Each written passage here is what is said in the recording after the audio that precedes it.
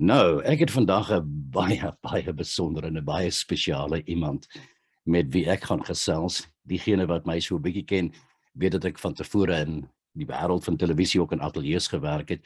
En daar's waarskynlik niks meer spannend in die wêreld van televisie die oomblik as jy sê of jy hoor jou regisseur sê we're now going to cross over live toe en dan gaan jy na een of ander land en skakel jy oor. So ek staan nou op hierdie punt om te sê that I'm going to cross over live to Seattle, Washington. Daar wag 'n besondere iemand op my.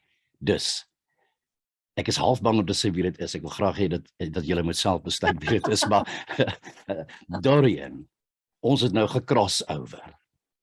Dis Hallo wonderlik. there. Dis Ja, wonderlik wonderlik om jou te sien. Hoe gaan dit? Baie goed, dankie Johan, en met jou. Dit gaan uitstekend. Ek wil jou nou uitlok om net so 'n bietjie Afrikaans eers met my te praat. Dit is heerlik om Wel, jou. ek kan jou 'n bietjie vertel van die somer hier. Ja. Dus Wel, vertel my van Seattle. Seattle is aan die kus, maar oos van Seattle is daar 'n groot meer, Lake Washington, en ek is aan die ooste kant van die meer. So ek is eintlik in Greater Seattle, in 'n klein dorpie met die naam van Kirkland. Ja. En daar's al hierdie dorpies so aan die kant van die meer, dis Kirkland en Bellevue, maar dis deel van Greater Seattle. Dus hulle is, ek sê dorpies, hulle is eintlik groot. Bellevue is 'n baie groot stad. Ja. En die groot maatskappye soos Google en Microsoft en het almal hulle groot kantore hier. Ja, Seattle, Washington. Welkom Dorianne Berry. As mense nog nie die stem herken het nie. Dorianne, it really is great to hear from you and just to be able to sit down and to talk to you. We've not seen each other for many, many years. I want to remind those, perhaps younger people, that Dorianne Berry was, I think, probably, and correct me if I'm wrong, Dorianne, the first female face on South African television, or at least among the first. Yes, it Tell was. me. You know, people remember you for that, but that isn't the achievement. I think the achievement is that you hung in for as long as you did. Well, you did. Let me take you back to that. I sat here and I Googled a little bit and I looked at it and I thought, this is 46 years ago. Can you believe it? I had just left school, I think, and you became really part of our lives. And for many, many, many years, you were just one of the most welcome. Well, you were the face of television, but certainly one of the loveliest faces that we could possibly have in our homes. That is so sweet. I was given some very good advice when I started, and because I mean I'd never seen television. I mean, how do I tell you? None of us have, yeah. I mean, most of us had never seen television. Somebody said to me, talk to the camera as if it's a favorite aunt, you know, because people keep thinking, funny questions you used to get from children. Can you see all the millions of people when you look at the camera? Well, of course you can't. You don't see anyone. But if you look at it and it's your favorite person you're talking to, a little bit remote, not too casual, it works. Yeah. Especially if you're going to present a program or read the news or something like that. How did you end up in television, end up becoming one of the most famous faces in South Africa, but particularly, what was it like then? It was the pioneering years of television, the first years of television. Take us back to, what was it, 1974? 76, I think. They started test transmissions. In 74, yes, that's right. Right. It was terribly exciting. First of all, the building was brand new. The studios were state-of-the-art studios. All the equipment was the best there was. We went with a PAL system, which is far better than NTSC. I don't know about now, but then it was. And so we really did feel that we were part of history, but the fun part. And so we were all a little bit formal, not anything like as casual as now, but that's okay. Yeah. You know, the message went across. But I think what happened to the people in South Africa, it was the first time that they met somebody who was part of their culture. Yeah. It wasn't like going to the movies and Yeah. seeing a huge picture of somebody, somebody else. Here was somebody who came into your house every day or every night then, because it was all in the evening, who knew you. I won't ask you to tell me what was the secret to your success, and you certainly had a fantastic career in South Africa. I will give you my take on it. And my take would be that you are a relatively well-sophisticated lady, but you have the ability to kind of come across as very sort of part of us, part of the family. The Dorianne Berry that I remember was relatable to everybody. And I think one of the things I had in my favor is I am insatiably curious. And you can't find stuff out. You can't ask people questions about something you're interested in if you're going to be different. You've got to relate to them in their area so that they'll share things with you. Do you miss those days? You know, I miss a lot about when I was younger. It's hard getting older. But, you know, I look at it as I was so privileged and lucky to be able to work in that industry. It was the most wonderful industry. And I made so many friends that I'm still friends with, whom I'm still friends with. But life moves on. You can't stay there forever. And the SABs had a mandate, so there wasn't room for people like me. And so you had to move on and reinvent yourself several times over. So I'm living here now and doing completely different stuff, but I'm a happy person. Here's a bit of a memory test, just for fun. Oh, wow, I don't know. Can the you doctor lets me do this every time I go in and asks me to count backwards. now on one of my visits to South Africa, you interviewed me, and I think it was for Good Morning South Africa. It might be wrong. Okay. Can you remember that? And can you remember what we talked about? And I don't, and I feel terrible that I don't. But you know, we interview people every I certainly didn't make an day. impression on you. No, Johan, it wasn't. I mean, I know who you are, and I always did.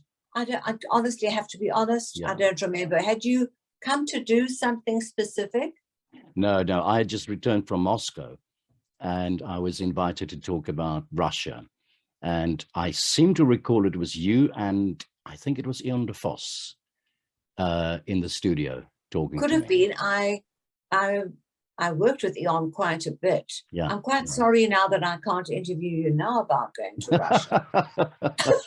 Can I ask you, of all the people that you've interviewed those days, it's not me that you remember, but there must be some remembers or some people that you'd met that made some impression on you, or that you thought that was there were quite a few. My favorite was Henry Kissinger, because he was just what I thought he would be. Brilliant, just the most brilliant brain. And hy's nie 'n mooi man nie, but he was very charismatic. He was known for the ladies, I remember. Right, he was. And I asked him questions about the Middle East and Vietnam. He was really good. There were quite a lot of the sportsmen that I really liked. You know, Gary was always an easy person to talk to. Gary Player. And I loved Ernie. I mean, Ernie Els was just a sweetheart, you know. I remember we had a great outside broadcast in Uppington, one of my favorites. That is when Michael de Morgan talked about Canoni Land, which is Canon Eiland, but it was Say that Canoni again, please. Land. Say that again. He referred to Canoni Land. And I looked at Ian, and we both looked, and then Ian said, Kanon-eiland. I think it's fantastic. Let me share some of my own history with you. Do you know where my career started? You won't know? Well, let me tell you. I did a little production course at the SABC, and after the production course, I was honored with a little award that said that I'm the best promising new producer. And I was sent off to the 11th floor of the, or 12th floor, 20th floor, right up there of the SABC, to go and see a man who would then now appoint me to some program or some division within the SABC. And that man was a frightfully smart Englishman, and I was terribly intimidated by him. He sounded like a lord, and he spoke like a lord, especially for my klein Afrikaanse seentjie by die grote SAIK. And his name is Robert Knox Grant. Yeah, my ex-husband. Your ex-husband, yes. Yeah. So now, your ex-husband spoke really well, and he was in charge of English programs. Yes, yes. So I got my first appointment in television from your ex-husband, and he sent me off. And I don't know why they decided that I should go to the English department, because ek was regtig wel net so Afrikaanse laaitjie gewees. And then I ended up with Maybe you just had a broader vision. I don't know. I have no idea. But I did end up with people like, as I mentioned before, John Bishop, Christopher Dingle, Carol Charliewood. She was lovely. I mean, they're all fabulous. Yeah. So that's where my career started. I also, Dorianne said to you that I'm going to play you some music. So before we carry on with this chat, I want to play you a little South African song, 'n Afrikaanse liedjie wat ek gekies het vir Dorianne. 'n liedjie om dit ook my eie hart nog steeds warm maak. Kom ons luister na Sonja Harold se daai pragtige Ek verlang na jou.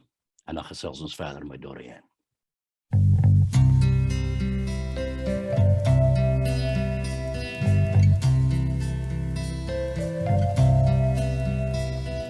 Ek verlang na jou, na die winde wat sy arms om my vou. So verlang ek as die son en die maan en die wind en die wolke oor my gaan. Verlang jy ook na my, daar waar jy nou in die verre lande bly? En verlang jy as die son en die maan en die wind en die wolke oor jou gaan? O, ek verlang na jou, na die winde wat sy arms om my vou. So verlang ek as die son en die maan en die wind en die wolke oor my gaan. Verlang jy ook na my, daar waar jy nou in die verre lande bly? En verlang jy as die son en die maan en die wind en die wolke oor jou gaan?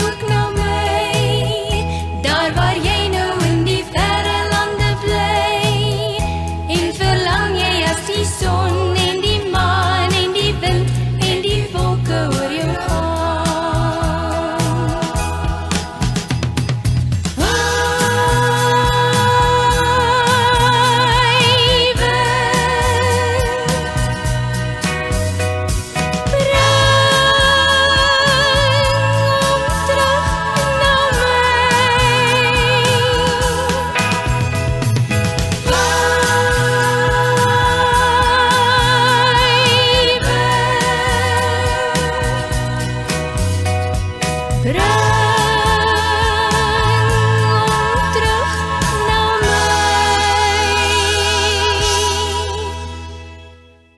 Okay, Dorianne, that was for you. Ek verlang na jou. Thank you so much. That's very sweet. And I must tell you that there's a little connection there. My dad was a doctor, he's a general practitioner, and she was his patient at some stage. Isn't that funny? Yeah. A small world that I know, very we're small living in. world.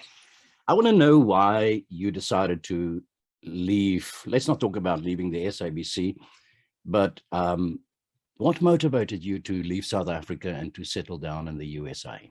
I was tired of being afraid. You know, the house had been broken into. Friends of mine, horrible things happened to friends of mine. And I just thought, and then I was attacked in my car, and I just thought, I don't want to do this anymore. Mm-hmm. So I knew, you know, I'd have to leave on my own with nothing. 2 children? My children were old enough then to look after themselves. Yeah. My daughter was in London. My son was in South Africa. And I came. And I mean, I didn't have to clean bathrooms, but almost.